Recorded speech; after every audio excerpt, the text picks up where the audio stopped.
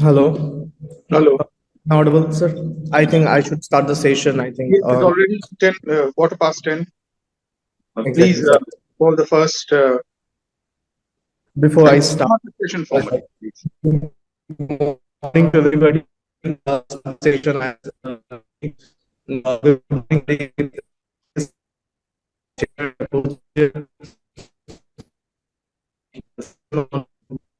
Social media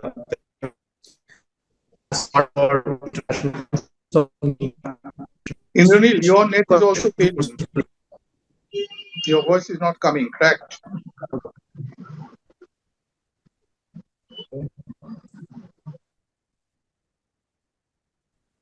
Still, is it? Am I Is it audible better? It's still, or better. is it cracked? It's better. Better. Please continue. Okay. I'll be moderator for this session.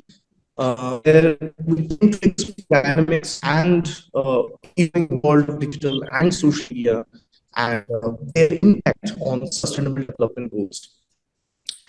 First, I'm delighted to use our session today, Dr. Debajyoti Chanda. Dr. Debajyoti Chanda is the mass communication and videography, Rabindra University, Kolkata. He has served the government of India earlier as a cabinet in Indian Service and English reader DD News, India's national broadcaster for 18 years. He is a contributing columnist in national dailies and magazines in Bangladesh. He has teaching experience at postgraduate level for over 20 years, and four research papers have been awarded under his supervision.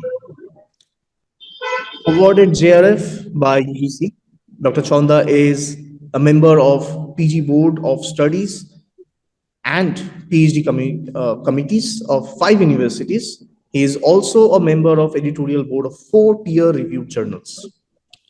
I'm also thrilled to introduce our co-chair, Dr. Archana Kumari, an alumnus of Indian Institute of Mass Communication and Jordan University.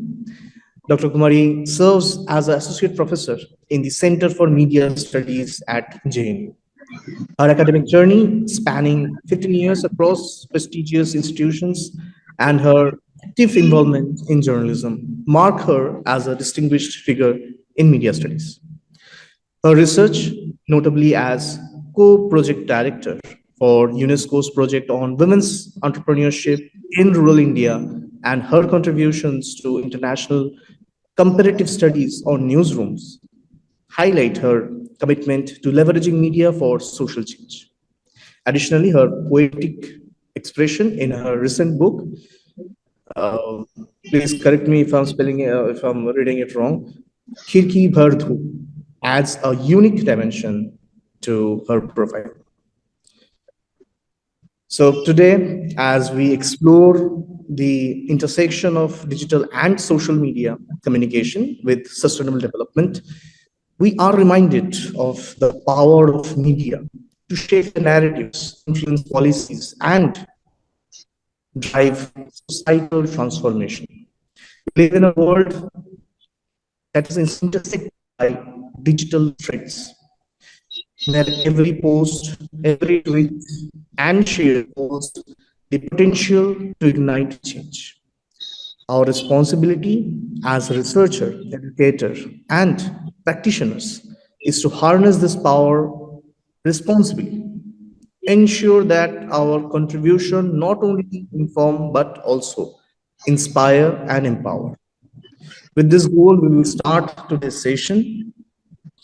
We have in total 8 paper presenters, and I'll call them one by one.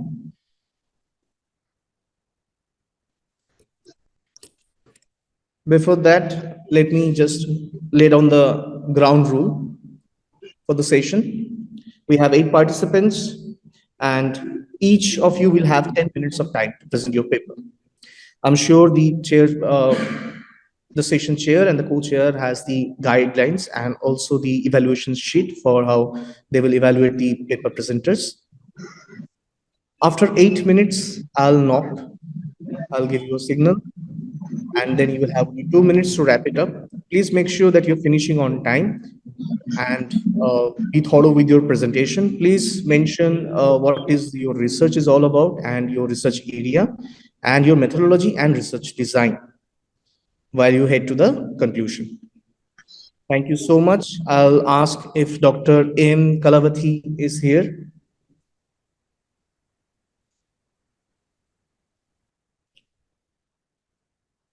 Am I audible to everybody? Okay, so next participant is Ms. Priyanka Singh. Are you here? Yes, sir. Am I audible? Yes, you are. I'll start with you. Priyanka's paper is very interesting. She has a very short and very meaningful titles: Social Media and Reels Addiction Among Youth. It's a very interesting title. Ms. Priyanka Singh, please, you can share your screen and you can start your presentation. You have 10 minutes and clock is ticking.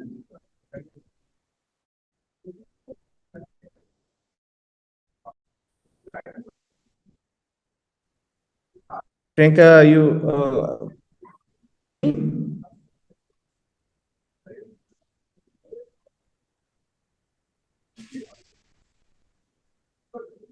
Priyanka, can you hear me?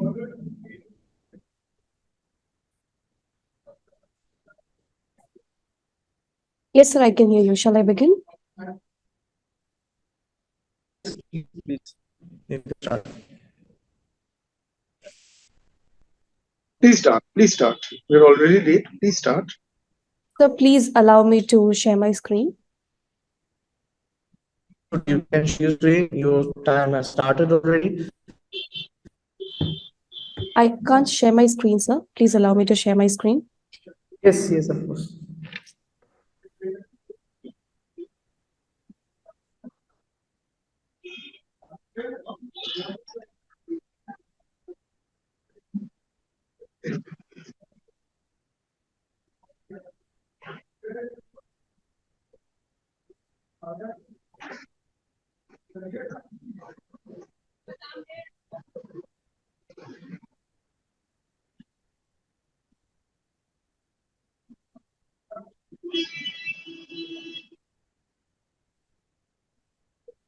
So I still can't share my screen.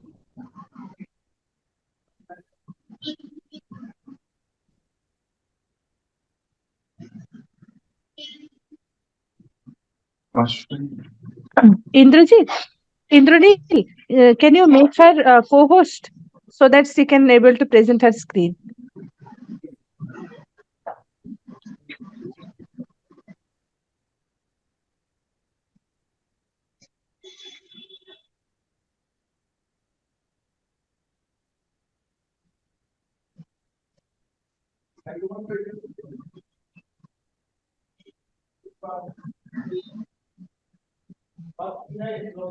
Okay. Priyanka, can you try? Yes, yes. Now I can access.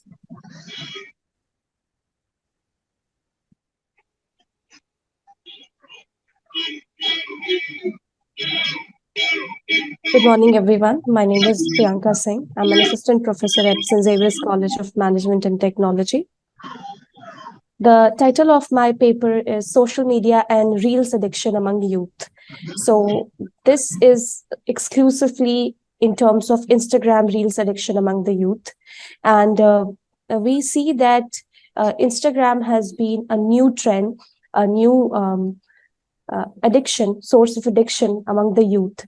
And this is what I'm discussing in my paper in brief.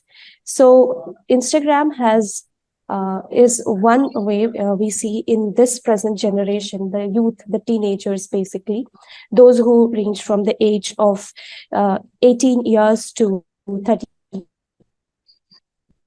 years. they are highly influenced by the content of Instagram and has been using Instagram on a daily basis as a content viewers and as a content creators. TikTok and Snapchat are the other two social media apps they are also engaged with. However, after the Indian government banned TikTok, there's a shift to Instagram, and majorly Instagram Reels, which is of course a new favorite among the young millennials. So in this research, I'm basically trying to explore on the fact that how Instagram Reels has proven to be a time waster for the young people, and also that how the Reels affect and influence the young people. They are highly procrastinative towards the work, so they do not take up the work on time. So this has increased procrastination among them. Also, there are a lot of psychological and sociological aspects which I have discussed further in the paper. So the objective of this study is to investigate and to bring forth the addiction of social media, to highlight the Reels addiction, Instagram Reels addiction among the youth particularly. It also tries to explore on what are the long-term impact of such addiction among the youth and how the youngsters have developed this habit over time. The methodology used in this research paper is a systematic review, and the technique used in this research process is a secondary research.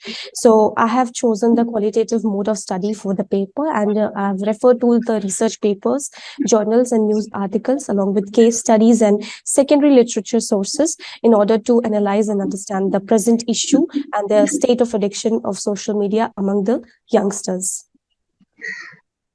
So in the research, I came across the fact that Instagram Reels are the medium of expressing creativity as they define.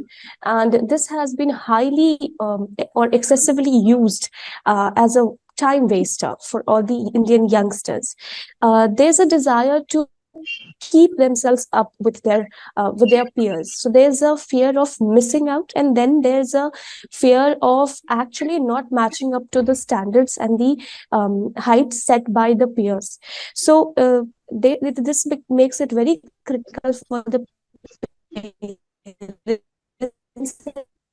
teacher to educate the children about the consequent media platforms, particularly Reels, Instagram Reels. So this clearly expresses, this is a clear expression of the fact that a lot of youngsters these days have a lot of memory issues. So there's memory loss. That's a result of phone addiction, basically. And normally, there are youth who have their average screen time of 4.3 hours. Now, this is a serious thing, because this spending too much time on the phones and scrolling through the Instagram Reels, we see that there's loss of memory, sleep deficiency, a lot of anxiety issues, of course, a lot of loss of creativity and concentration issues and more. So ultimately, this is serious about social media uses, because Instagram Reels are the latest craze among the Indian youth. I have focused majorly on the Instagram Reels and how the youth are majorly towards spending hours looking at the functions and discovering new reels and trends, and also recording their own posts. So this is highly addictive. But then there are frequent risks of social media, which a lot of us have also experienced around us. And this is related to the online privacy.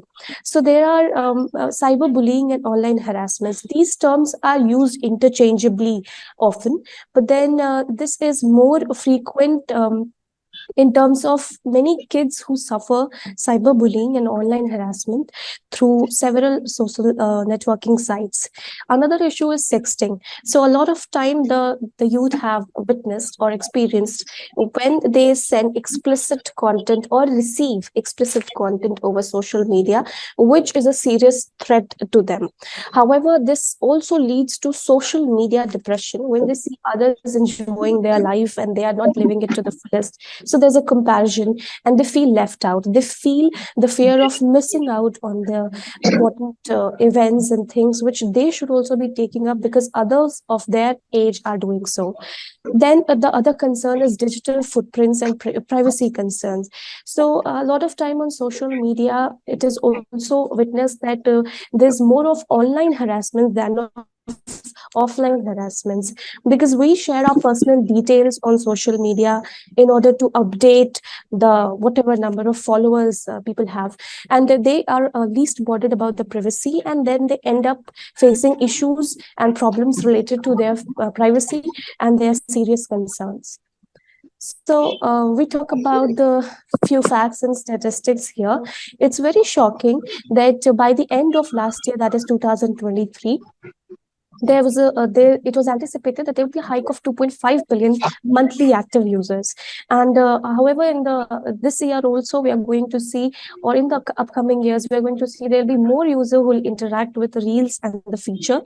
So this Instagram reels feature has a largest user, and the primary audience age up to 15 to 34 years. And now that we can upload Instagram reels up to 90 seconds, so this has turned out to be more engaging. And there are approx 35 billion monthly active users who use Instagram reels, and India has proven to be the largest market for Instagram reels. So there are a lot of psychological effects of social media on the adolescent and the teenager. So as it is that the age group I'm talking about is 18 to 24, and which spends an average of 28 minutes each day on reels. So reels can, when we use Instagram, or when Instagram reels are used excessively, it can result in it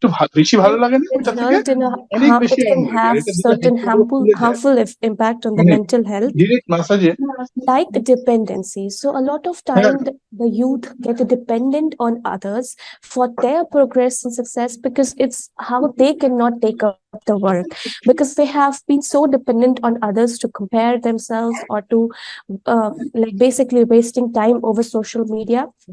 It can have harmful effect on their mental health and well-being. So they can also be depressed about the fact that if their physical health is not well, ultimately because there's this lack of physical exercise, there's serious threat to their physical well-being along with their mental health. Now, Instagram reels, or if you talk about social media in general, it can also have some positive impact on the mental health, which of course can't be ignored, is when we come across any relatable content, some contents which are engaging, entertaining, and it gives us some message. So that is more like serving a positive impact on youngsters, on the mind of the youngsters. There's a serious impact to society also. So it's not that it is limited up to the individuals who are using social media. This actually in terms results overall on the whole society. So we see that the Instagram's reels are amusing, but also it can be instructional in nature, it can be educative, it can have some or the other creative elements which we might be looking for. So that is why this is the reason it is unique in its nature and a popular feature among the users. But then in today's time, we can see that a lot of time we also use certain content, social media content in our classroom to engage with the students and to teach them, to coach them. And a lot of people who are probably the health coaches or dietitians or doctors, they also create short videos, which in turn is very helpful for people to get more information in less period of time. So this is about the new positive impact we could count as. However, it has a lot of negative impact. So the teenagers have avoided to going to bed early, and they are deprived of sleep. They have a lack of memory, concentration issues. They face cyberbullying. There's lack of physical exercise. I have just mentioned about it, and there's much more. The part I would like to conclude with the obvious reason that this is important to be noticed, because the youngsters presently are in an alarming state. There are many youth who are stuck with finding their ways out. They are not alert and alarmed. Most of the time, they spend their precious time on social media. And even in this competitive society, there are many who are wasting their precious time over social media. Yes, sir, I'll just wrap up.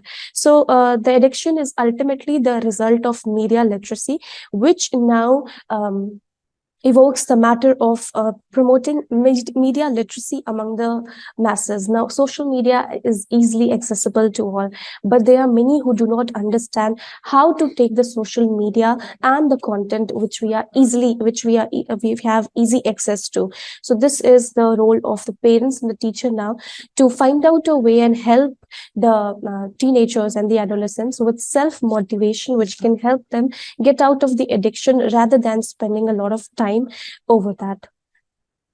Thank you. Thank you so much, Priyanka. It was, I'm sure now you can hear me. Yes, of course. After all the hardship that I had to go through, now finally people can hear me. And thank you, Priyanka. This is a really nice research paper.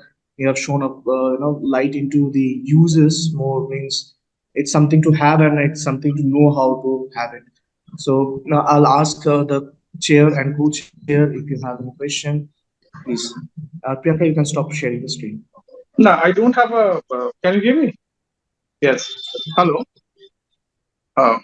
I don't have a question as such. Our observations are pertinent. We are all facing these challenges, and since all of us teachers are with the young people who are, social media has got its benefits, but its other aspects are indeed becoming a cause of and a matter of concern. Thank you, Priyanka, for your paper.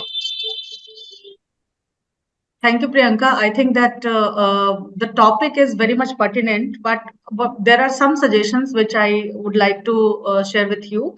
First of all, your title of the paper and the presentation, it looks more suggestive, like social media and reels addiction among youths. So better to say that psychological effect of social media on youth, or something like that, means which you are investigating. What is your purpose of research? So if you are investigating something, that should come. You should not suggest initially that it is addiction or something. It should come from your research. Second thing, I just want to ask that whether you have operationalized the definition of youth, because or you have randomly selected from 18 to 35 years of age.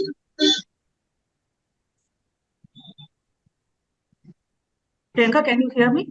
Yes, ma'am. I have specifically selected the target group because this is, as per my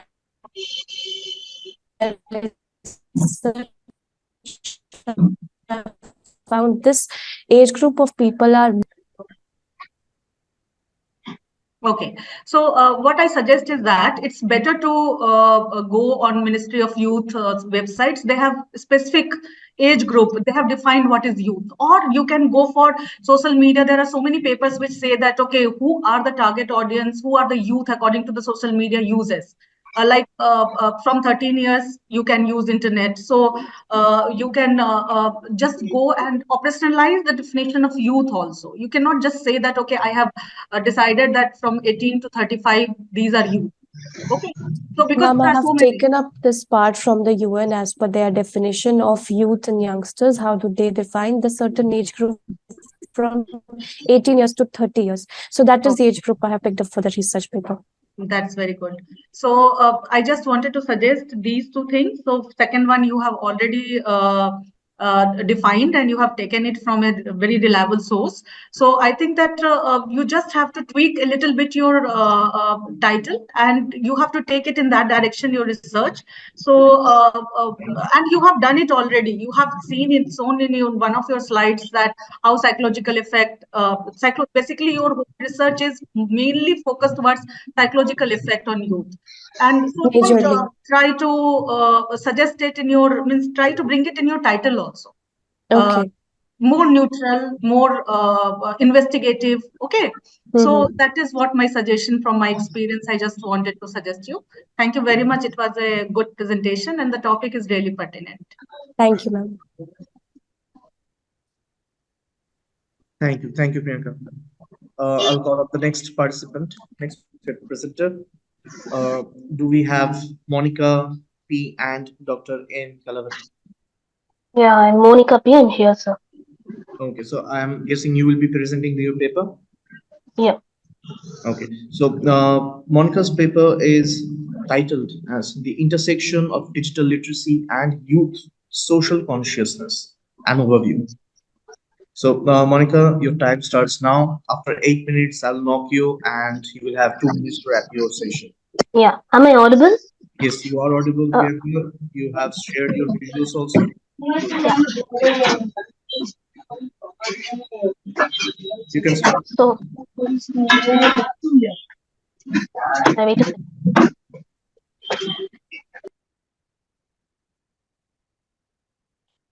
So, my research topic.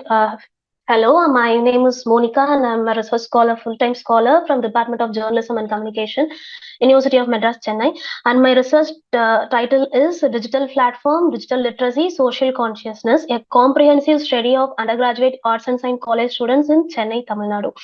So, in recent years, India has witnessed a remarkable evolution in its digital landscape, transforming the way people connect, communicate, and access information. The journey of the internet in India has been marked by significant growth and widespread adoption. So, based on my review of literature, India's landscape has undergone a significant transformation driven by the widespread adoption of digital platforms. The young Indians aged between 18 to 25 are the major consumers of the internet. As with numerous technologies, the adoption of the internet, especially for its social uses, has seen its highest level of usage among younger users. So, I have given some of the digital literacy definitions. According to UNESCO, digital literacy has the ability to access, manage, understand, integrate, communicate, evaluate, and create information safely and appropriately through the digital technologies. According to Lewis, digital literacy encompasses the following things. Number one, finding and consuming the digital content. The number two is creating the digital content, and number three is communicating or sharing it. As we know all about the Digital India concept, we have a number of schemes like e-governance, financial inclusions, education, Swayam Prabha, and many more. So, despite extensive government initiatives in digital technologies, this study aims to dwell into digital usage patterns, digital literacy, and active participation on digital platforms, exploring their relationship with social consciousness among undergraduate college students in Chennai. So, coming to my term, social consciousness, the operational definition I have given in this paper is defined as social consciousness is defined as the awareness and commitment individuals have towards understanding and actively addressing societal issues. It involves recognition of interconnectedness of individuals within a larger social context, prompting a sense of responsibility and engagement in actions that contribute positively to addressing or mitigating social issues. These are my objectives. Number one is to find out the digital platform access among the undergraduate college students in Chennai. And number two is to explore the level of digital literacy among the college students in Chennai. The next one is to examine the role of digital platforms in raising awareness about social issues among college students.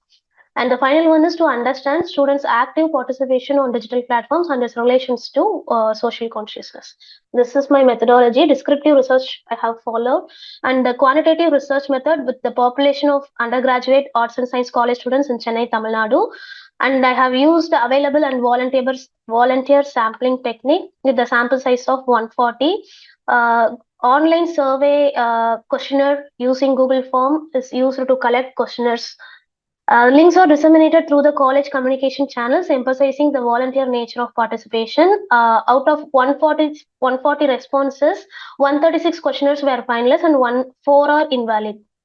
Data is analyzed using SPSS, and the data analysis part, mainly we have both male and female respondents. 59.3% of them are male and 40.7% of them are female. So 87.4% of them are from the age group between 17 to 20, and 11.9% of them are in the age group between 21 to 24. By ensuring the various discipline participants and various year participants, I have first year, second year, and third year students, and from various disciplines such as political science, dance, journalism, visual communication, criminology, biology, etc., zoology, botany, etc. All the respondents have their own mobile phones and internet connection. Every respondent has access to digital platforms, and they are using digital platforms every day. So these are my major findings, and I have segregated into 4 parts. The first one is based on their access. All undergraduate arts and science college students in Chennai have mobile phones with internet connection and use digital platforms in their daily lives. Most of the respondents have the basic knowledge to use digital platforms, and overall 40.7% of the respondents are digital content creators. There is a gender-based difference in digital platform content creation, with the higher proportion of 8 minutes males past. being content creators. Sorry? 8 minutes past. Yeah, being Please, content 8 creators minutes compared to on. females. Okay. So this is based on the digital media access. When it comes to digital literacy, there is a gap. There is a gap in digital literacy. Most of the majority of the participants of my research didn't get the proper digital literacy education. Majority of the respondents, 87.4%, are taking steps to safeguard their online privacy by using secure passwords and enabling two-factor authentication. A higher percentage of males take specific measures compared to females. So about half of the respondents are unaware of fact-checking websites, although 51.9% are aware of one or more fact-checking websites. Only 26.7% consistently fact-checking information before sharing it. While there is an awareness of fact-checking, a significant proportion does not consistently verifying information before sharing it. So there is a potential gap in information verification practices. So in digital platforms and social consciousness, so majority of the people are getting social issues related information through the social media platforms. So this is about they are getting social media, they are getting social issues related content through the social media. Yeah, I'll conclude it with my conclusion. Okay. So this thank you, Monica. Sorry, am I interrupting you? You finished, right? Yeah, I'll just conclude this with this. This is the last slide. Okay, please do.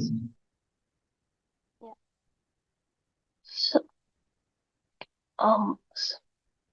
So initiatives should be launched to promote fact-checking awareness among students. Efforts can include integrating fact-checking modules into academic curricula and organizing awareness campaigns to emphasize the importance of verifying information before sharing. Implementing quality education and digital literacy programs that not only focusing on basic skills but also emphasize the importance of creating and sharing meaningful content. This can empower students to contribute more actively to social causes in digital platforms. Social media platforms are identified as major sources of information on social issues, highlighting their significance in shaping students' awareness. A significant majority of college students demonstrate awareness by having average or high awareness levels of recent social issues. When compared with gender, there is a higher percentage of males who are highly aware of recent social issues compared to females. So while awareness levels are high, active participation in social consciousness through digital platforms can be encouraged through campaigns and events. We have to conclude, Monica. We have taken a lot more time than you were allotted. Yeah. So I think our chair Fine. has got the gist of your paper. I think they are ready to make comments. I'll ask the chair, Yeah. Dr. Chanda, sir, if you can start the commentary. Yeah. Thank you for your paper.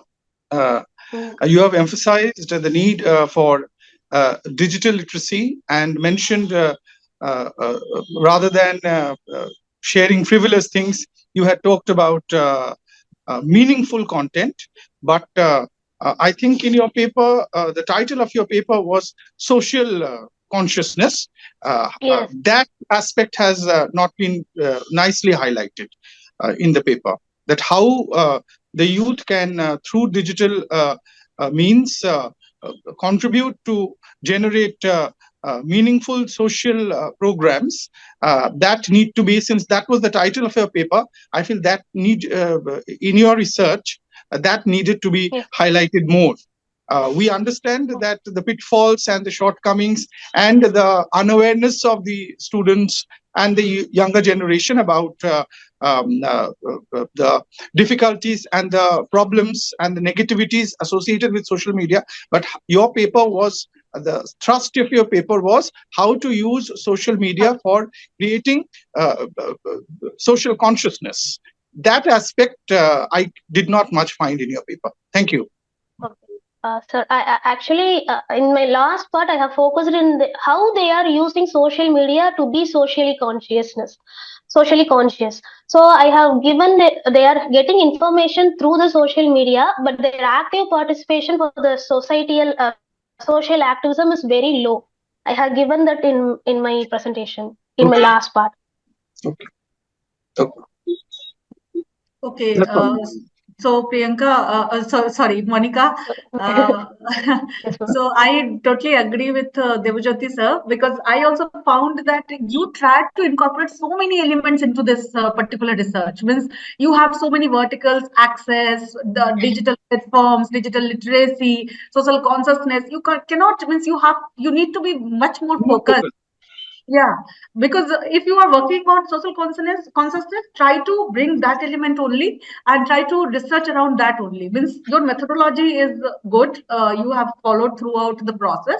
Only thing I found that you were lost in analyzing, because you try to incorporate so many things into one research. Yeah. So that is, I found that you could, because we become very much ambitious when we do research.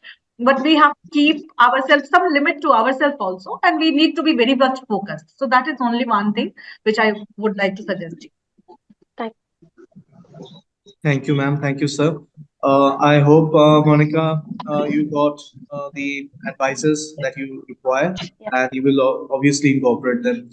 I'll ask the next candidate to come and present his paper. His name is Rupam Paul. Are you here? Rupam? Rupam, are you here? I think not. I'll ask next presenter, Dr. Venkatesh Arvind. Are you here? Dr. Venkatesh Arvind. So are you here? I guess not. I can see Rupam here on the screen. Rupam, can you hear me? I think Rupam having some technical difficulties. Next participant is Priyanka Dash and Martina Anthony. Is Priyanka Dash here? Okay, I'll move on to the next participant. Presenter Utshav, are you here? Utshav, are you here? Yes, sir. Yeah. Utshav, you can present your paper. Utshav has another creative paper we are about to get. The artistry of algorithms, generative AI's impact on creativity. I was waiting for your paper. I pretty much like your title. We will love to hear from you. Yeah, we can see you. Yes, sir. Let me share my screen. Yeah, please share your screen. Your time starts now.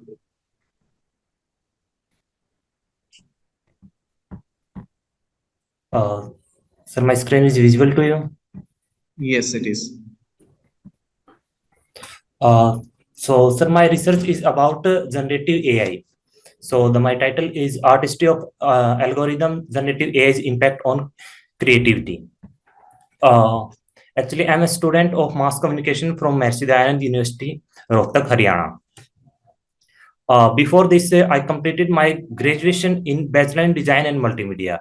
So I want to pursue my career in research also regarding the creative field and the design and multimedia industry. So that's why I brought this research. My objective of the study are to draw the insights from the industry, that what are the new research in the AI and in the multimedia field are going on. Also, I want to focus on the trends, what are the new tools that are highly adopted by the industry professionals and all. And also I want to illuminate the benefits and the challenges of those generative AI tools. Also, this topic comes under the sustainable development goal, that is industry innovation and infrastructure. The methodology that I followed is took sorry sir to took interview from 20 industry professionals. Some of those are my friends and some are their friends. I followed the snowball effect method. Also, I took references and insights from the community platforms also. So let me start with the introduction. So generative AI. Actually, what is generative AI is that generative AI is a subset of artificial intelligence, machine learning, and deep learning. So in generative AI, actually, what we do is that we provide some prompt, and in the result we got some data that what we want to. So first, let us explain the creativity. So what is creativity actually? So creativity has some points, like it should be original, it should be inspired from somewhere. Also, it has some problem solving capacity, it expresses something, and it also focus on continuous learning, value creation, and all other things that I mentioned here. So, and if we talk about in brief the creative industry, so creative industry is nothing more than, but it also like design, fashion, photography, writing, advertising, architecture, television and radio, and many more.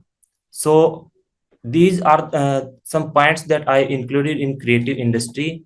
So how the generative AI will impact this creative industry? So in the creative industry, if we focus on the things like text, images, audio, video, and multimodal contents, so generative AI impacted the creative industry a lot from the December, we can say last of 2022 till now, and it is affecting a lot. Before this, artificial intelligence affected other fields, but the creative field still left over. But in we can say last 2 years, it is highly affected the creative field also. After the launch of ChatGPT and other AI tools, the creative industry has a, we can say, change in the graph scenario. There are lots of jobs that are created because of this, and there are lots of jobs that are demolished because of this. So in text, we see that due to ChatGPT and other generative AI tools, the content creation is so much boomed. Also, in the images, if we talk about, so before this, the photography is one art, but now, and there is need of so much of photography, but now what we just put some prompts and we got the exact same images for that.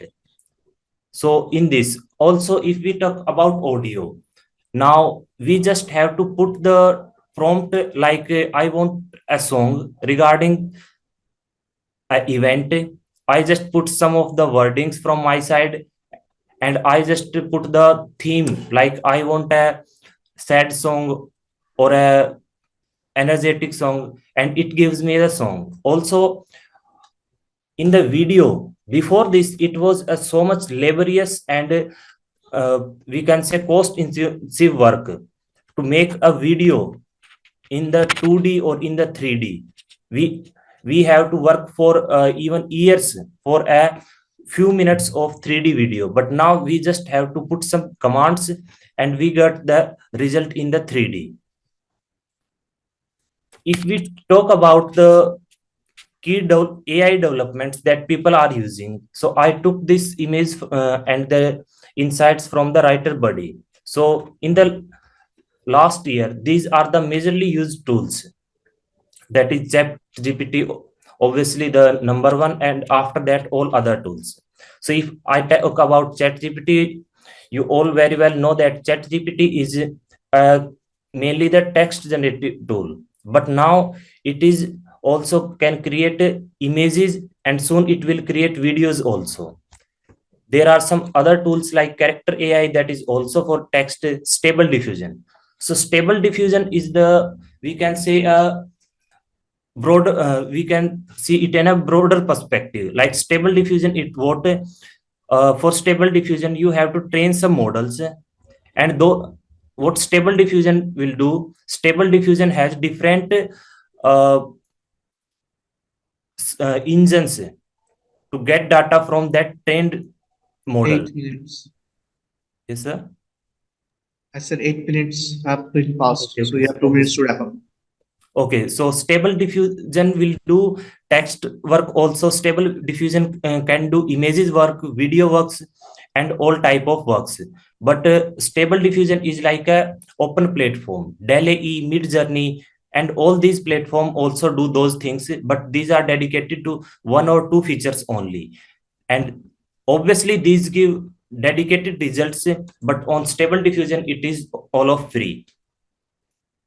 If we talk about benefit of this, so generative AI doesn't only replace the creative, but it augment the creativity.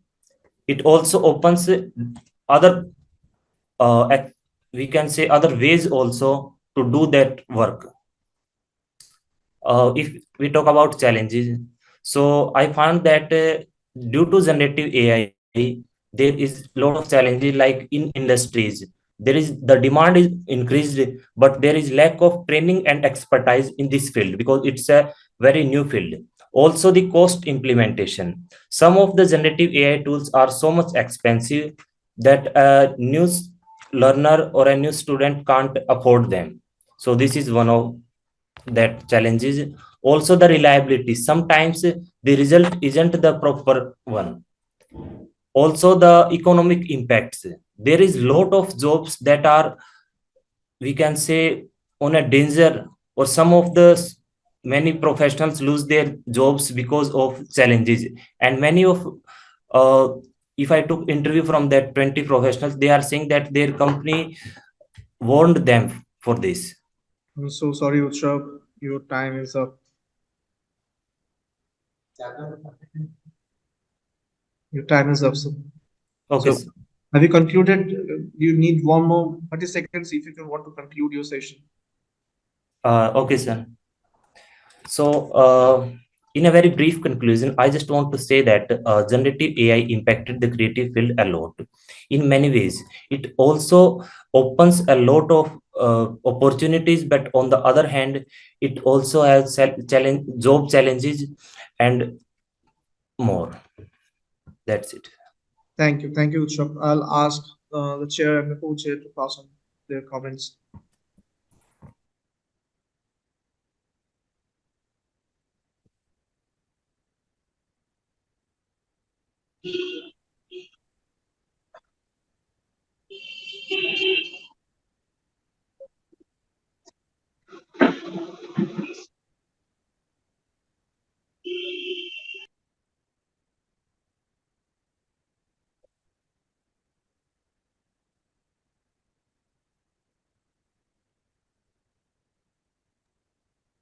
Sir, please, can you start with the comment?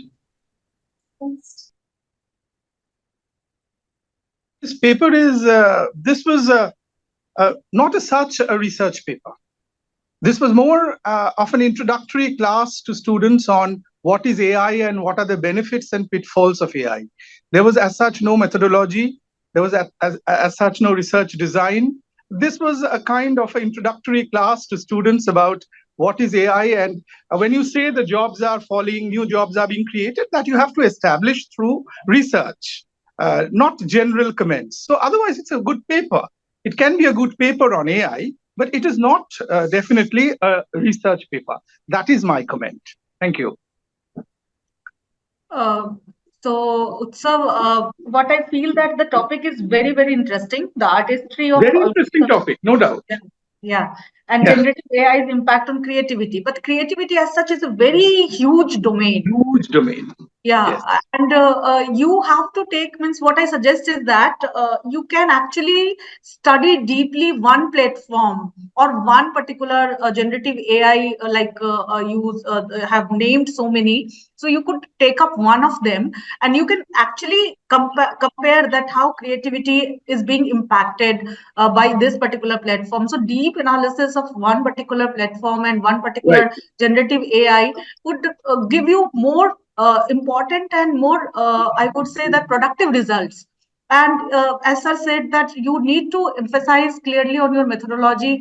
You took interviews, but you could not narrate any of the or quote any of the important points of those interviews, because how did you analyze, how did you come to the challenges, how did you come to the different aspect of generative AI, we could not understand. So that's where the gap is. So the topic is really, really beautiful. If you want, you can actually do a lot inside this topic. So I just suggest that instead of having a lot of information and lot of different platforms like video, audio, text, multimedia, take one of them, take one of the platform and deeply research it and come up with some suggestions, some good results. So that would be more fruitful, I feel. Thank you, Uttam. Nice suggestion, ma'am. Thank you. I'm sure, Ushrab, you got your most wanted suggestions from the chair and the co-chair. I'll ask Dr. Rajesh if you are here, if you can respond. I can see you, sir, on the screen. Can you unmute yourself, Dr. Rajesh?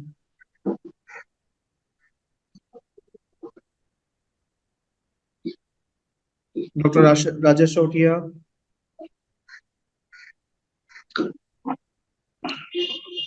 I think he is having some sort of problem. I'll call up the name of those who have missed. I can see Priyanka Dash here. Priyanka, can you hear me? Will you be able to present your paper now? Priyanka Hello, Dash. sir. Good morning. Yes, I can hear you. Good morning, Priyanka. So please start with the presentation. You can share the screen and you have 10 minutes. By Okay, 8 sir. minutes, Actually, yeah. yeah. So when it's Yeah. 8 minutes past, I'll knock you once, and then you have to conclude your presentation. There's a Yeah, marks yeah. for timely finish. So if you can just start your presentation. Okay. Shall I ask my co-author that if she is ready right now? Absolutely, absolutely. Martina? Martin Hello. Anthony, the co-author. Yeah. Are you ready? Yes, yes, I'm ready. Okay. Can I share my screen now? Absolutely. Thank you.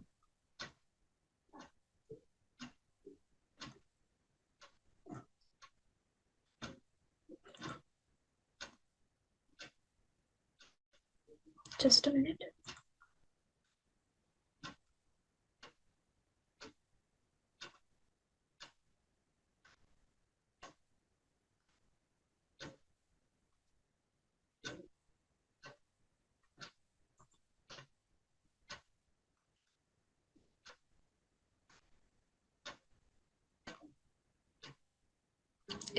Is it available on screen? Yeah, it's visible. You can start. Yeah. Thank you. Good morning, everyone. I am Priyanka Dash, and my co-author is Martin Anthony. We are from the Postgraduate and Research Department of Political Science, St. Xavier's College, Kolkata. Firstly, I want to thank, before starting, I want to thank the chair, co-chair, and convener for giving us this opportunity to present at ICMC. We will be presenting our paper on subversion, the needs of new media in the neoliberal era. Okay. From the early forms of communication in ancient India to the digital age of 21st century, the presentation will explore the time period from using newspaper to using social media as a process under subversion. Modernity and prosperity of any country there is like basically proven by three basic standards of development: economic development, technological development, and development of mass media. All these are connected with each other. Now, how? If the country is economically prosperous, then it will be a strong motivating force to boost its technological and media modernity. If media instruments are more accomplished, then they will in turn impact and bring awareness in the outlook of social, political, and economic changes in the field. However, India in this case is no exception. The revolution of globalized media has turned the Indian media market into a more economical, productive one. Industry generates multi-crore business every year. The form of media has been able to attract the Indian market, which is in a way creating local media now. The presentation will continue with shedding light on the responsibilities of the fourth estate of Indian vibrant democratic system. Okay. Just a minute. Yeah. The historical overview of media in India unveils a vibrant and evolving landscape that has played a crucial role in shaping public opinion, facilitating the flow of information, and fostering a sense of national identity. From its early forms of communication to the advent of modern print media, broadcast, and digital media, the media in India has evolved in tandem with the nation's journey towards the independence and the subsequent post-independence era. Newspaper, pamphlets, and journals emerged as a powerful tools of communication and political discourse. The first newspaper in India was Hickey's Bengal Gazette, which was published in 1780 in Calcutta. This early newspaper paved the way for the growth of the vibrant press. Print media in particular played a vital role in mobilizing public opinion, galvanizing nationalist sentiments, and challenging the colonial regime. Newspapers such as The Hindu, Amrit Bajar, Patrika, and Vande Mataram, and in Young India became so successful voice of dissent, actively reporting on political developments, advocating for independence, and exposing the atrocities committed by the colonial rulers. Okay, now the illustration of in media in India from 1947. The Constitution of India adopted in 1950, as we know, guarantees the fundamental rights of freedom of speech and expression under Article 19(1)(a).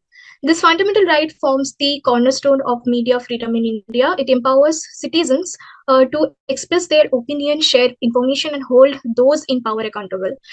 In the post-independence era, several laws and regulations were enacted to govern the media industry in India. The print media continued to play a significant role in the post-independence India. Newspapers and magazines became an important platform for news dissemination, opinion sharing, and public discourse. Various newspapers, both in English and regional language, flourished across the country. With the advent of the internet and digital technologies, the media landscape underwent a revolutionary change. The subversion of media technologies has had a profound impact on the media landscape, transforming the way information is created, disseminated, and consumed. Now, our main focus on the topic that the subversion of in the neoliberal era. If we see that during Indira Gandhi's first attempt was to impose thought control on the populace, which had to be effectuated not merely by controlling the Indian mass media, but also by molding the media to her own purpose. It was easier for the government, since radio and television in India at that time were government owned and operated, and it was just a simple matter of controlling the newspaper in order to achieve a total control of the mass media. The cornerstone of the government's new economic policy was globalization. This meant lowering and simplifying imports, tariffs, and quotas imposed to protect the domestic industry, getting rid of the license raj, and so on. In the early 1990s, brought a seismic change that is, since the advent of internet in 1995, the phenomenal advances in technology have no doubt made communication much easier, leading to the evolution of ever newer forms of expression that seem to be bound neither by rulers or nor convention. The social media platforms such as Facebook, Twitter, Orkut, or blogs not only provided news but views, which became even more valuable when the person himself is an eyewitness to any event, such as the tsunami. Meanwhile, way back to the MNCs were coming to India using print media magazines for their advertisement and so on. Now things have changed totally. If you see that it is easier right now to stay at your own place and make a business worldwide using the internet, social media, and online platforms. Even the voting process can be done under the new media platforms. Over to you, Martina. Neoliberalism and Sustainable Development Goals. Neoliberalism is an ideology and strategy that prioritizes the market and its demands over government, individuals, and nature. Some say that neoliberalism can be good for sustainable development, while some say it can be bad. However, in the neoliberal era, the internet provides the underpinning platform for the growth of ICTs and for an emerging digital economy in which production, distribution, and consumption depend on broadband networks and services. It will therefore be a critical enabler for sustainable development. The adoption for Sustainable Development Goals in September 2015 will mark the start of a new era in international development. In 2000, the United Nations adopted 8 Millennium Development Goals, which set targets to reduce poverty and secure basic needs such as food, water, health, and education. They also call for public-private cooperation to make available the benefits of new technologies, especially ICTs. The contribution of ICTs towards the MDGs has grown over the years as they have become more widespread in developing countries. They have made important contributions in enabling access to information and educational resources, improving food production and distribution, facilitating participation in decision-making, and ensuring early warning of threats to vulnerable communities. The target date for achieving the MDGs, that is 2015, has become the start date for a new phase of international action 2 minutes left. For sustainable development. This recognizes the importance of integrating economic, social, and environmental goals within a comprehensive global approach over the 15 years to 2030. ICTs and the internet have already had a major impact on economic and social development. Governments, businesses, civil societies, and individuals have adopted them extensively. Mobile telephony, internet access, and social media have transformed communication opportunities for individuals, while governments and businesses increasingly rely on the internet for communication and administration, delivering services and disseminating information. To be continued with, the internet has developed rapidly over 30 years with core principles that foster innovation and collaboration between stakeholders built on a unique model of shared global ownership, open standards development, and freely accessible processes for technology and policy development. This has enabled it to make substantial contributions to the MDGs. A sustainable internet based on an open and collaborative approach to policy standard. Please conclude. Yeah. Please, Martina, make it. Hello. Continue, please. Continue. Make it short.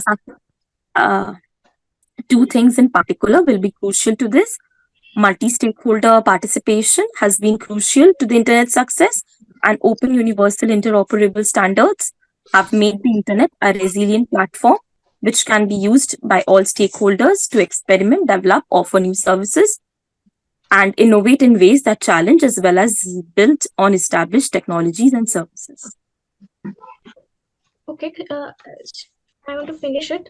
More attention must be paid to the relationship between the internet and sustainable development, as we can see in the screen.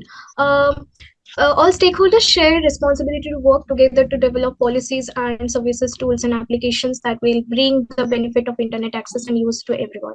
Improving access to health and education, spreading information and knowledge, enabling innovation and enterprises, and thereby promoting economic growth and social inclusion and environment sustainability. So the Internet Society is ready to play its full role in fulfilling that sustainable development agenda. Hashtag meet the need of new media in the neoliberal era. Thank you. Thank you so much, Priyanka, Martina. I'll ask the chair and co-chair to give their valuable insights. Thank you for your paper. Thank you, sir. I think the issue that my respected co-chair madam has raised over and over again after every paper is that a very big span is being taken for a 10 minutes duration, and that is leading to lack of focus. Your main focus in the beginning was subversion of the media in the new liberal era. That was the focus. But suddenly you jumped to SDG goals, and then it was more of a commentary rather than what we are trying to look for in a paper is a critical element which need to be researched, and after research you are trying to give certain conclusion and direction. General commentary should be avoided, and the critical element in the research must be there in every paper. That somehow is lacking in the paper. Thank you. Okay, thank you. I will look into it.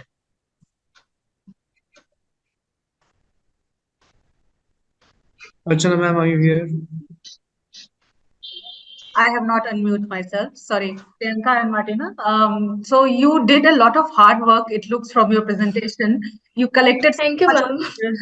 You collected so much of. You traced the journey of print media from to print media to every technological details. But the thing is that we are not only looking at the tracing the journey of the technology. Your topic is very vast. It is subversion of media. As sir is also saying that you have to focus on your topic, and then you have to bring up means how to meet the purpose of your research is very important. Your methodology, your research design, which I feel that it was missing in the presentation. Like, how did you come to means the literature was excellent. Literature, you read a lot, that was visible. You have actually come up with a lot of literature.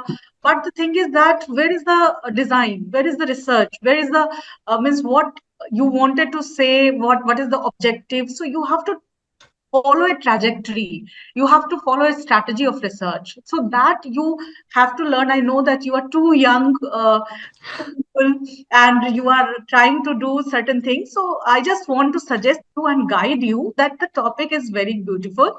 You have to take means one technology, how can it impact on the development sector?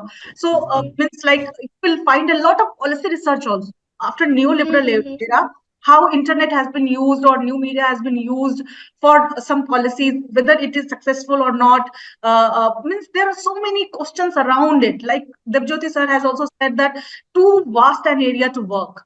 Okay. Yeah. So you have to focus. You have to bring a very small means I would say that you have to go up to the very basic and ground level of it, and then to come up with certain result. Okay, so try to formulate certain research question and then try to weave your research around it.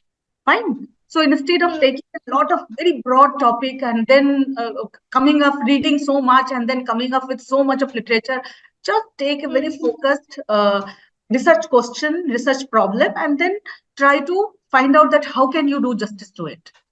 Okay. Yeah, I understand. Yeah, thank you very much.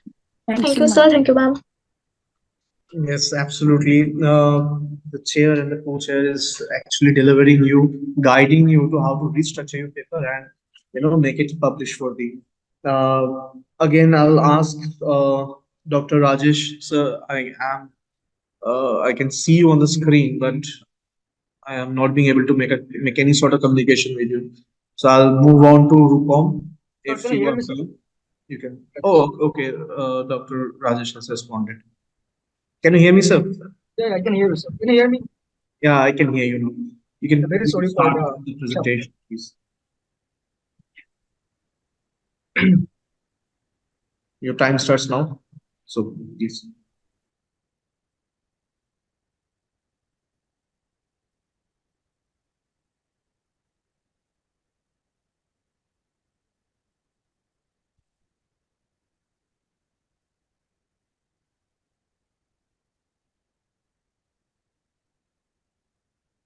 Is it physical? Yes, I can see it.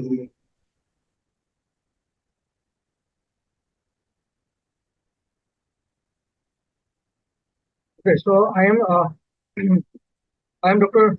Risupian, head of this Department of Library Information Science, also librarian of title of my presentation is the digital landscape, studying digital responsibility. I'll start with the introduction, then I'll go to the object, discuss digital literacy, discuss dimensions of digital literacy, responsible use of sources, using the role of libraries, and the first we have to know that what is at the percentage due that was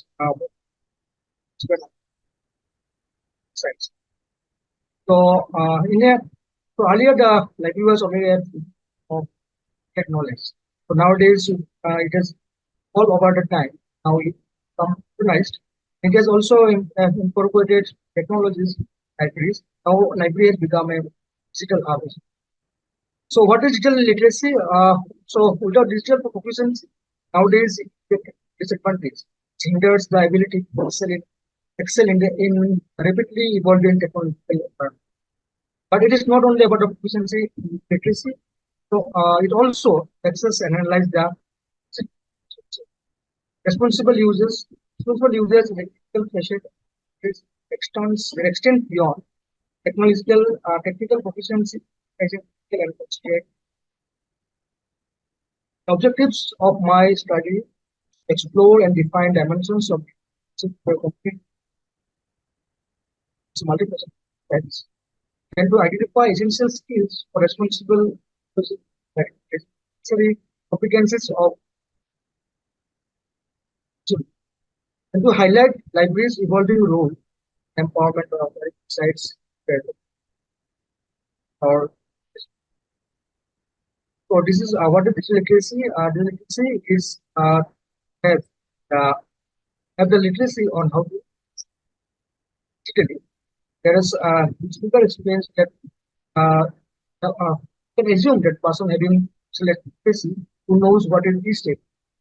So who understands the cultural and social understanding of the children, who has some sort of creativity, who has the critical thinking and evaluation, can curate information from the sources, can collaborate, who have the practical and functional skills. Sources. There are dimensions of digital literacy. The understanding technology, to understand what is software, what is hardware, what is how to access resources. Information literacy and online research, how to search information online using the platform of search engines, what are the keywords, how to put first, and media literacy, digital communication, cyber security and awareness, copyright and fair use.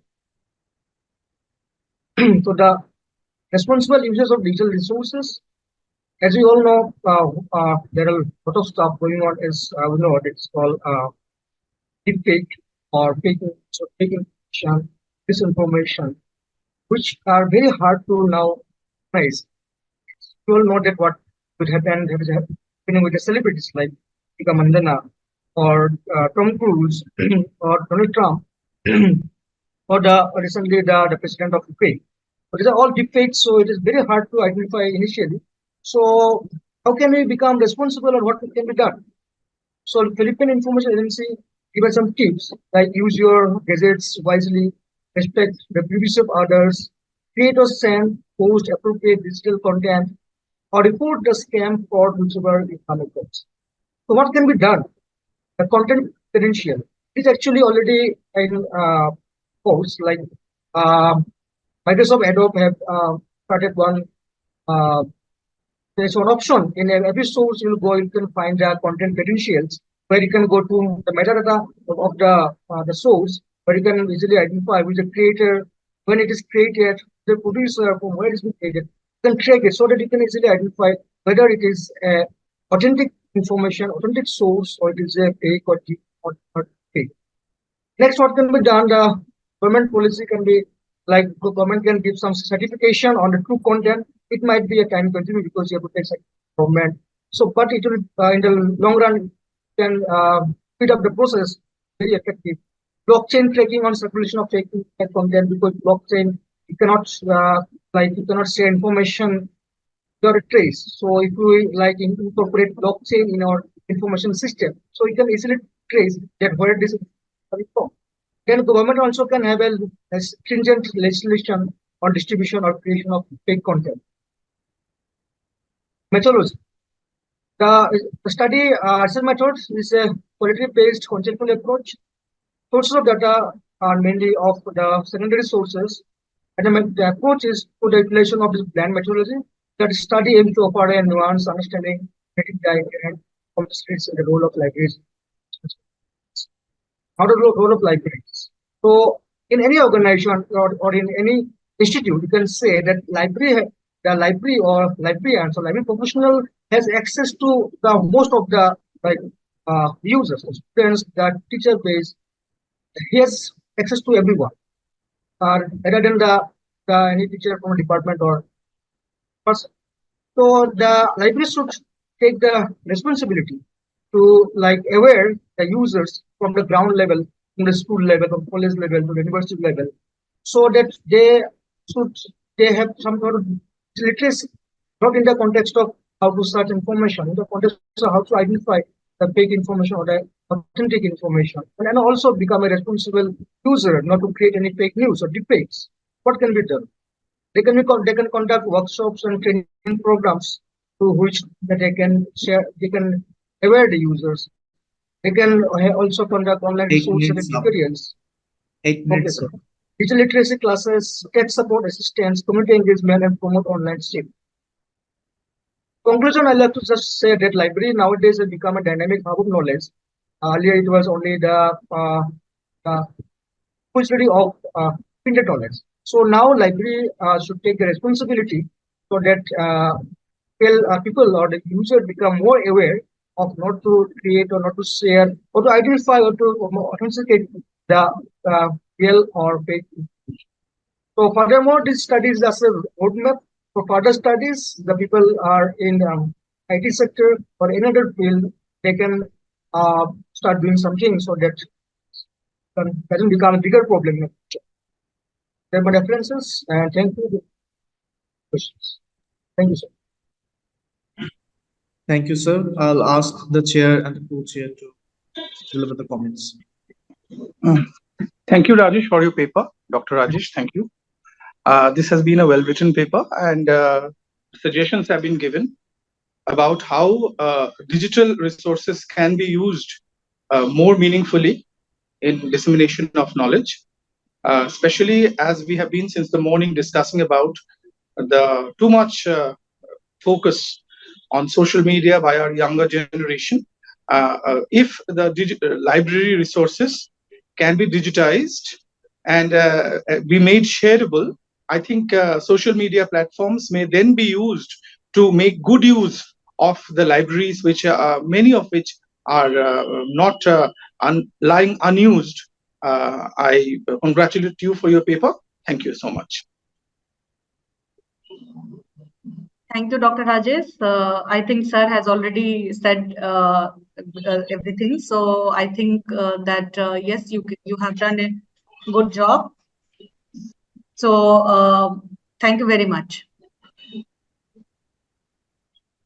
Thank you. Now I think we have gone through everybody. I think Rupam is left. Rupam finally connected, I guess. Can you respond to my voice? Can you share your screen and start, please? I'm audible. Good afternoon, everyone.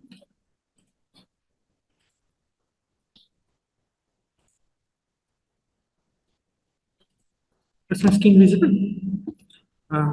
My topic was the impact of vlog from social media influencer on Kolkata's youth lifestyle and purchase intentions. Let us move to the introduction part. As introduction, social media platform has become an integral part. Is my scene audible?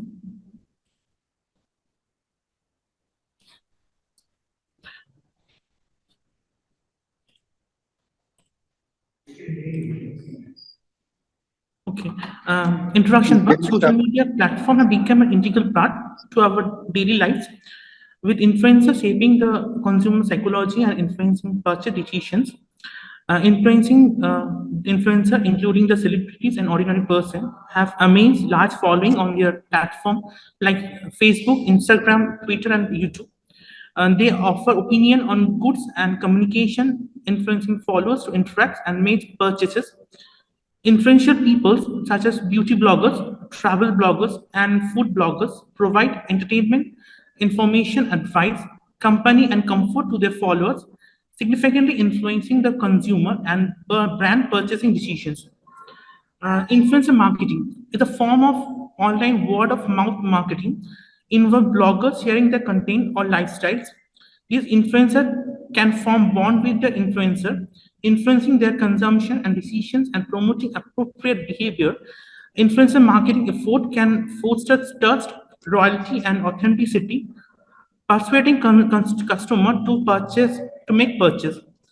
By leveraging the truth and social proof of the followers, influencer can interact with the brand exposures, boost loyalty, and improve conversion, ultimately impacting the customer's behavior and purchase intention. Influencer marketing involves collaborating with social media influencers to promote their brand and product or services. This powerful communicator and opinion leader can reach a wider audience and increase brand awareness. Influencer posts disguised as a commercial intent create a positive brand impression and are widely exposed among adolescents, serving as a native act.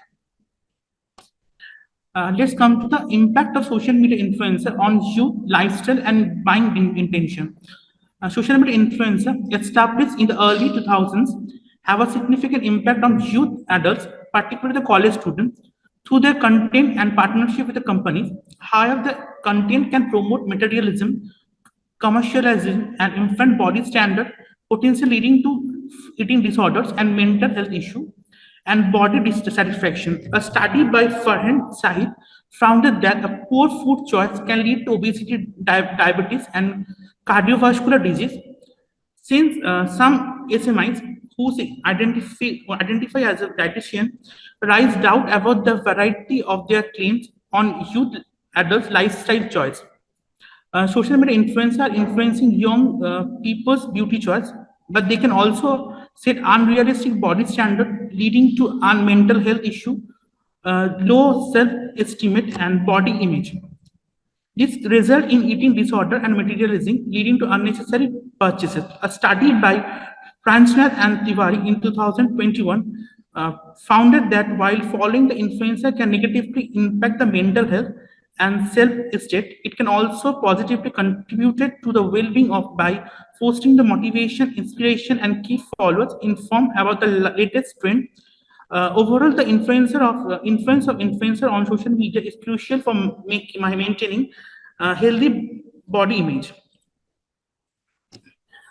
Social media platforms are transforming the marketing strategy and customer communication. Brands are collaborating with the influencer to spread online word of mouth advertising, leveraging their trust and reputation. The influencer marketing helps the companies to reach a large audience, strategically gain product recommendation, and increase brand awareness.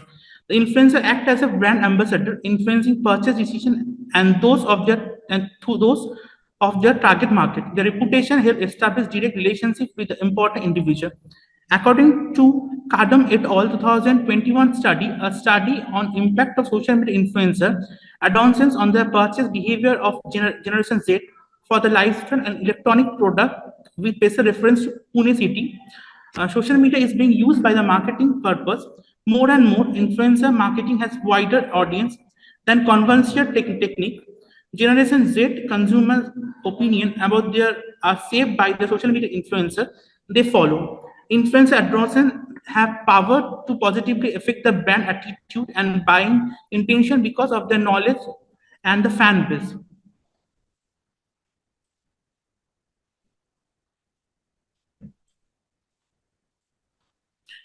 These are the literature reviews which have gone through the study.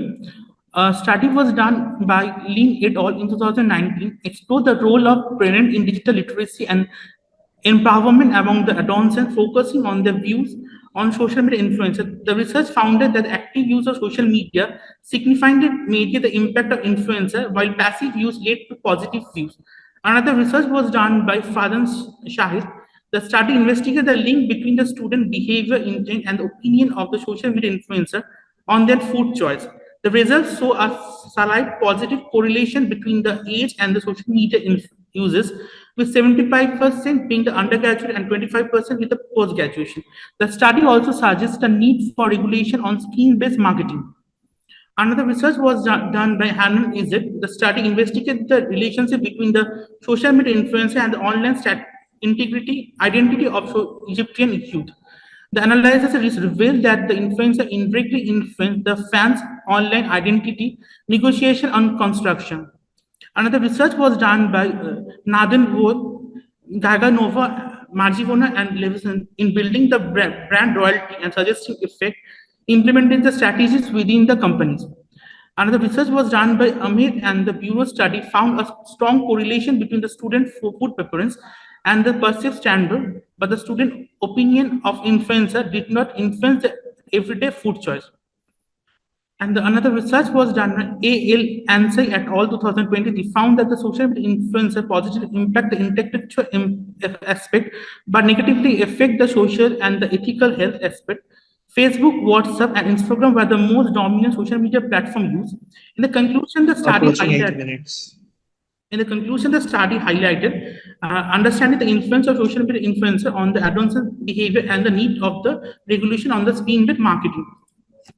Several other reviews was done. That was another was from Lead in 2000. I would suggest that you cut short the literature review and go to the main part of your research, because you just have a minute time. Okay, sir. The main part, the research methodology for this study, which you primary data source in the form of questionnaire survey, a cross-sectional descriptive research design was employed because the sample response was taken only once from the sample size and only within a specific time period. The research approach consists of a broad list of assumptions followed by detailed method for collecting, analyzing, and interpretation of data. As a result, the research approach varies depending on the research topic at the hand, while the data was collected for the study was gathered qualitatively. The method was quantitative method for analysis of data collection for the survey. Let's come to the research question. The first question was, do social media influencer review influence the youth buying decision? Second question was, do the social media influence food blogs affect the youth eating habits? Third, can the youth dress selection is influenced by social media influencer fashion blogs? And the fourth... Last minute, so I will suggest you to move on to your conclusion, please. Yeah. Indranil, give him a little bit more time. Let him finish. He's almost finishing it. Give him a minute or two. The objective was to conduct a specific and reasonable research, and objective must be clearly defined. In this study, the objective outline, which is the answer after completing of the study. In this study, the objective is to understand how the Kolkata youth lifestyle and the purchase intention are getting affected by the social media influencer blog. The hypothesis of this study, the youth lifestyle is greatly impacted by the social media influencer blog. And the second hypothesis is the young people purchase intention are significantly impacted by the social media influencer blog. The sample design was a population were selecting the Kolkata's college student of age between 18 to 25. The sample size was taken, more than 150 respondents were taken, and the method of the sample was targeted sample size of the college student of the Kolkata, and data collection method was through the structure questionnaire survey, and data will be analyzed through pie chart, bar diagram, and tested will be done by sequence for the hypothesis testing and data analysis. Thank you. I'll ask the chair and for the co-chair to pass on the comments and suggestions. The paper was on the role of played by social media based platforms in brand promotion and marketing with special reference to food. Yesterday, my personal experience, I regularly go through food blogs, and the atrocious comments that come later.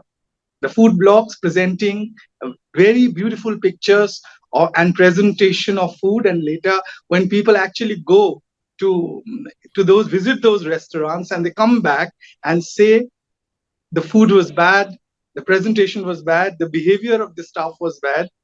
Now it is marketing, and this what happens is that when we exaggerate and present things and we don't meet that quality and standard later, and all the comments, the bad comments start coming in social media, which are public, then that affects the marketing a lot.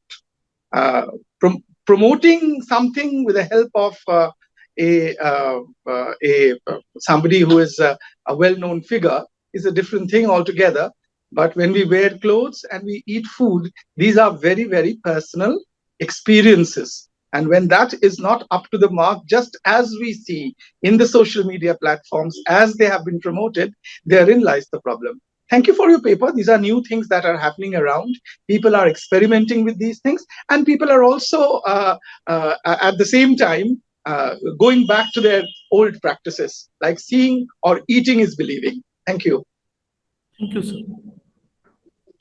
So, Rupam, I believe that you have not completed the analysis. Completed the paper. Analysis was not yes, there. Yes, ma'am. My data collection was not completed till now.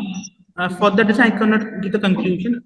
Till now, I have completed only 70 survey, and more was left. Within 2 weeks, I will complete that paper. Yeah. So I think that your methodology, your design, your scientific temperament for writing this paper is very correct, and it is on the very much on the track. Only thing what I suggest is that please reconsider using the word of impact, because it's a very loaded word. Very loaded word. Yeah. Impact actually we see in a long term of time, means long span of time, we can see the impact of anything on people's behavior or anything. Like you can go for some minor word like influence, effect, means how they actually affect the behavior of the people, or how they influence the behavior of the people. That's why they're influencers. So I would suggest that please reconsider using the word impact. If you are doing a research for a longer period of time or longitudinal research is there, then impact is all right. But if it is for a short span of time, please reconsider it.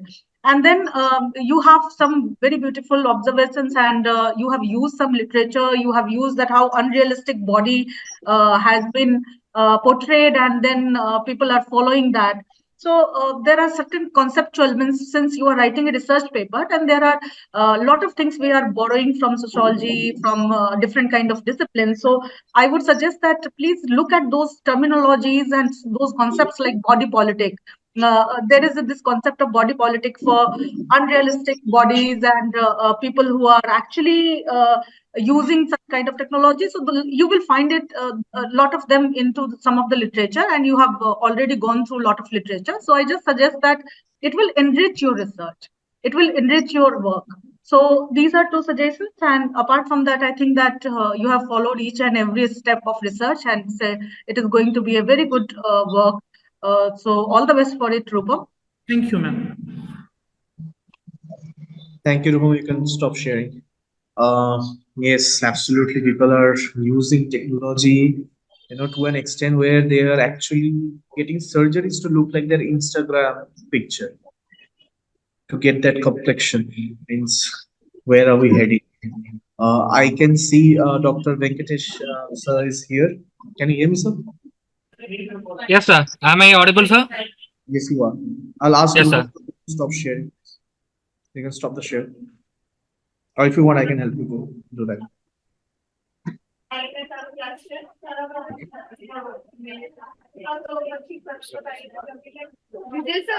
Please, sir, you can start your presentation. You're on a clock. Sure, sir. Yeah.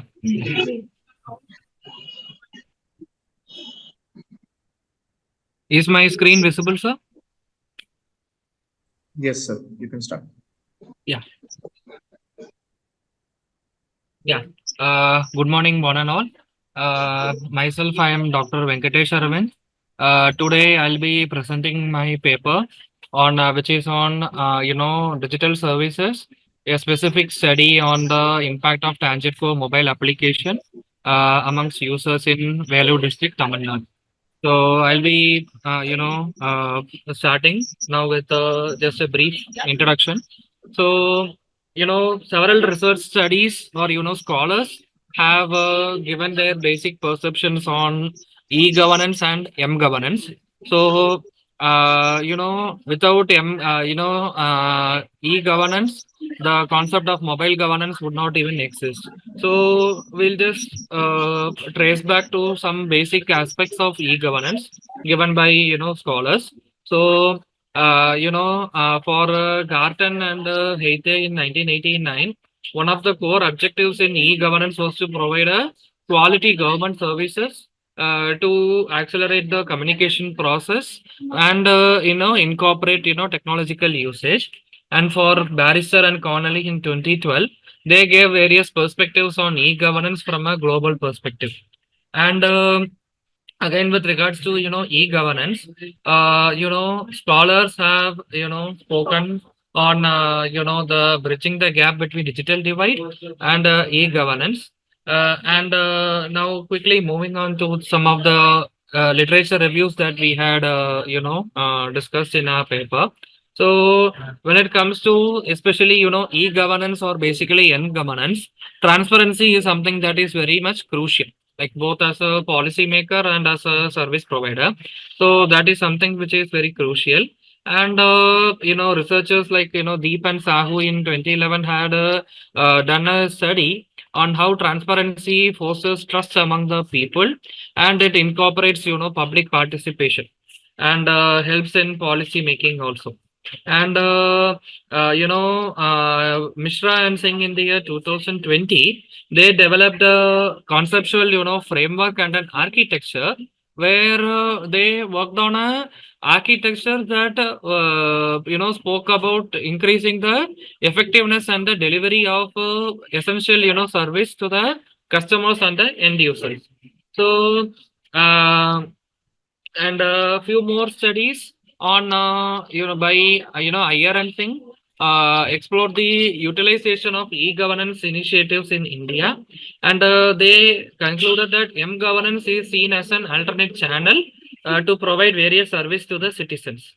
So quickly moving on to the research methodology.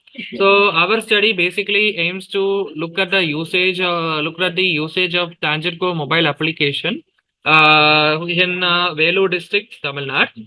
And our objectives of the study are basically to gain insights into the chief reasons as to why they prefer to use this application. And second, what are some of the difficulties that they face. So our sample size is 200, and we had targeted age groups across between 18 to 30 and above. And speaking of the theoretical framework, we adopt a TAM2 model given by Fred and Davis, where he speaks about the perceived usefulness, ease of use, attitude towards usage, and actual system usage in by Fred and Davis. Now, quickly moving on to some of the the key aspects of the study. So our demography, or our major the populace with the respondents happen to be in the age group of 22 to 25, and more people who were unmarried people, or were active participants in the study. And concerning the very aspect of educational qualification, the respondents who had a 10th, who had only had a education background of 10th standard, were more in numbers in comparison to 12th, and who had pursued UG and PG. And when it comes to some of the technical aspects of, let's say, utilizing the application, our study revealed that, more people found the application to be easily to be understood, and, and it was easy to be assessed. And they also responded that they found it this application a very cost effective means and a beautiful way to avoid queues to make their digital payments to pay their electricity bill. So Tangentco application is basically the electricity bill payment application, which is provided by the government of Tamil Nadu. So, and now, as with any, let's say, the social media or the digital application or the mobile application usage, it does also come with its fair share of, problems.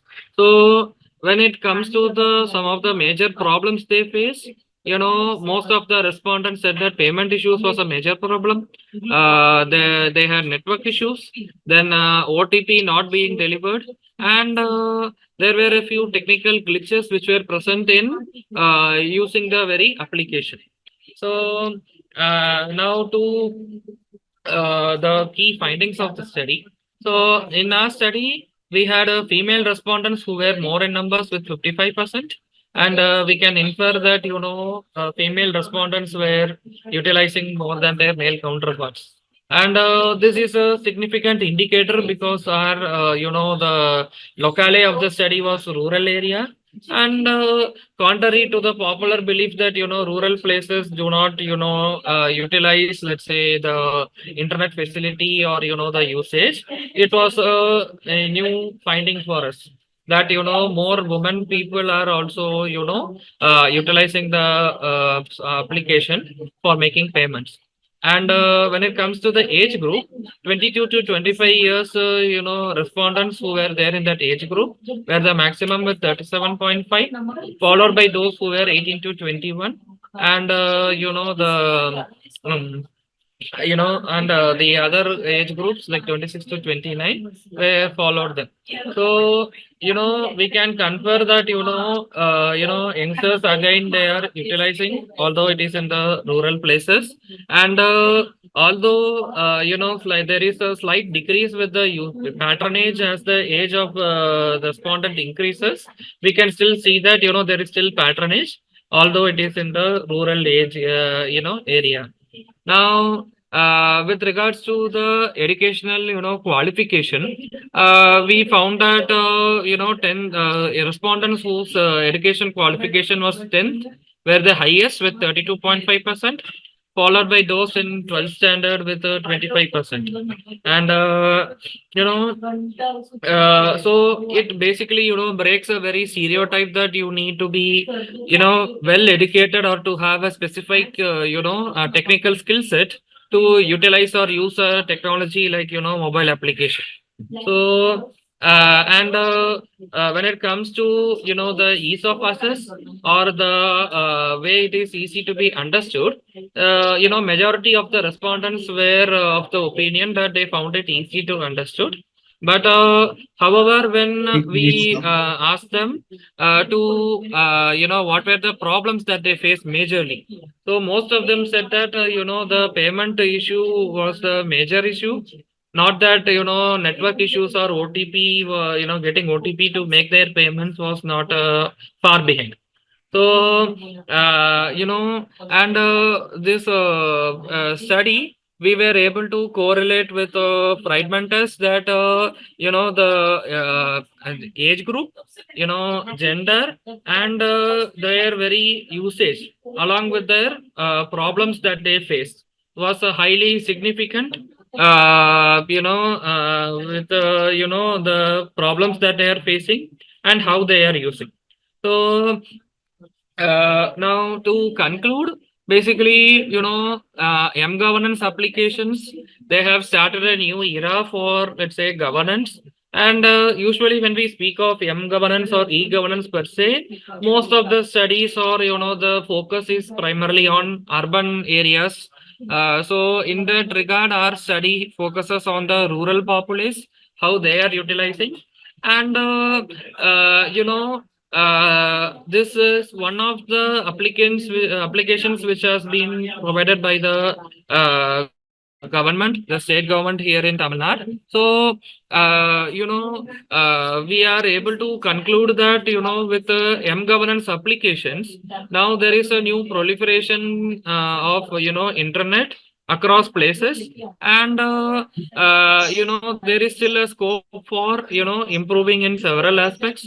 For example, helping the rural populace with their very, let's say, usage when it comes to the technicalities, helping them to understand, because our respondent said that although on paper it shows that it is the youngsters, it was also revealed by the respondents that it is their, let's say, their parents or their relatives who ask them their help to utilize this application and make payments. So it makes their task very easier. And if they improve this and remove these difficulties or the negative aspects which they are facing, like the technical difficulties present in the application, support for language, in their vernacular language, so it would still increase the patronage much more. And when they are educated much more on how they have to use the mobile application, it would further increase the very domains and the horizons of usage. Yeah, and that was our study, sir. Yeah. Thank you, sir. I'll ask the chair and the co-chair to pass on the suggestions and comments.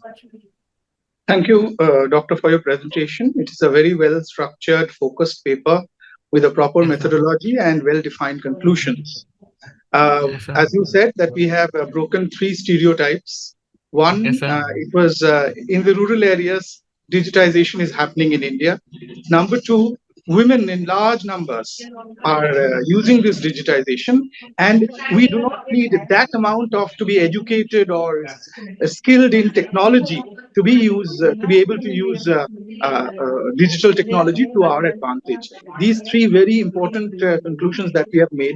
Yes, just on 26th January or 25th January, we saw that our Prime Minister in Jaipur, along with the chief guest of this year's 26th January function, President Macron was buying Kulhar Chai and paying through GPay, and we are showcasing it to the world that how digitization has been penetrated all over, and even in making small payments like Kulhar Chai, it is available and the technology is being used. This is very, very important. I once again congratulate you and thank you for your paper.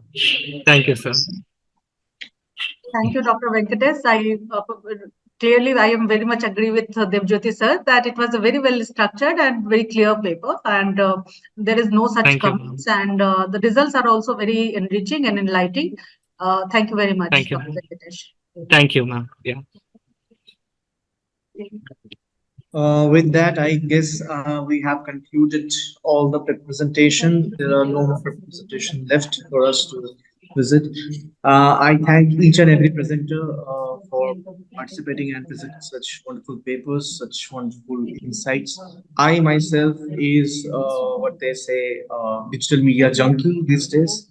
I have my research going on in this digital field, and there are a lot of things that we haven't said today, or maybe we have to figure this out. The impact of COVID in digitization, right? The way we use our digital platforms today, and the way we interact, the way we have fast tracked our behavior, which was inevitable in a way, but COVID has fast tracked, and that had left certain things, certain areas which we'd say we haven't wandered enough or haven't pushed ourselves enough. These things will come up. Complexity, the part of complexity, we haven't focused on complexity, how complex this digitization is. Even in today's age, let's say we had a few hiccups during this session only, Again, we had few hiccups with the internet, but still we went through, because these things, we take it so for granted. Okay, these things will be there, right? But in reality, these things are not really that taken for granted things, because there will be hardships when it falls, when the hammer falls down. It anybody can be unsettled, even if we are receivers. But I must say, the way the presenters have brought new ideas and peripheries for the discussion is wonderful. AI was discussed, the behavior was discussed, the psychographic of the media users was discussed. The government's interference in developing digital India was discussed, and overall, the part that we did here for today is sustainability. How this digitization will contribute to a sustainable future, sustainable environment.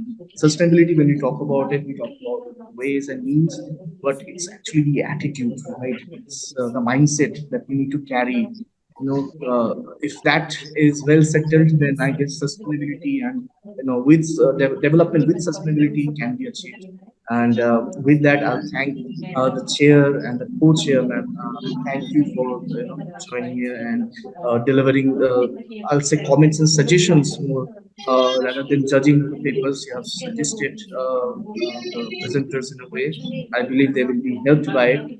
I see Naveen ma'am is here, the convener of the one of the Indranil, you will have to please leave me. I'll run to the university. just two Yesterday minutes we also are I did not concluding. go. So Today I'll take your leave, Archana ma'am. Thank you so much. I'll beg your Thank you leave. so much. I'll have to rush to the university. Yesterday I went for the inauguration, and today I must go to the university. My third sem classes are beginning. Exams are beginning tomorrow. A lot of work. Thank you, ma'am. Namaskar. okay, so Thank you, everybody. pressing issues are pressing issues. We can't stop that. So I see the convener, one of the convener of ICMC here, Naveen Chaturvedi, ma'am, if you can just come up and say a few Yeah, words. absolutely. It was a delight to be there with wonderful scholars and research presenter and Debajyoti sir, Archana ma'am. We knows now years now, so you always stood by us in anything. So and as so Indranil is the wonderful panel, a wonderful chair and co-chair, and as same as moderator. So I'm so overwhelmed and thank you so much, behalf of ICMC. I'm Thank you glad. very Thank you so much. Thank you, Indranil. Thank Thank you, you. sir. Thank you, and all the each and every scholar and researchers. Thank you so much for participating with us. Thank you, ma'am. I think there will be a valedictory session followed by this At from at 3:30, it will at start. Fine. 3:30. And participant, I hope they got their link. I hope. If not, I'm just sharing in the uh, chat box.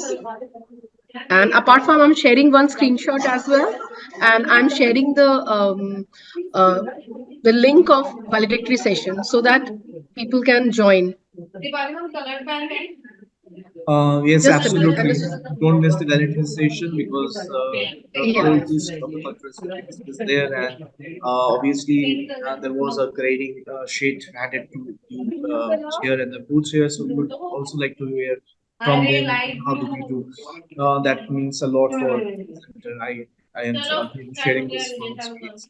Thank you for joining. I think, ma'am, you have given the link in the chat box, and I'll ask each and every presenter to copy the link and save it so that you can join from Yeah, 3 p.m. I'm just sharing. Yes, I'm Yes, sharing. I've So shared the link. Kindly please join in the valedictory session. Thank you so much. absolutely, please Thank you. join. Thank you very much. Click the link, copy it, and I'm sure you have it because it was given. But still, copy it and save it in a place that you can reach. And please join from 3 p.m. It was wonderful having you all here, and it's a pleasure for me to be a moderator for this session. Thank you, Adamas and Mr. for being here. Thank you.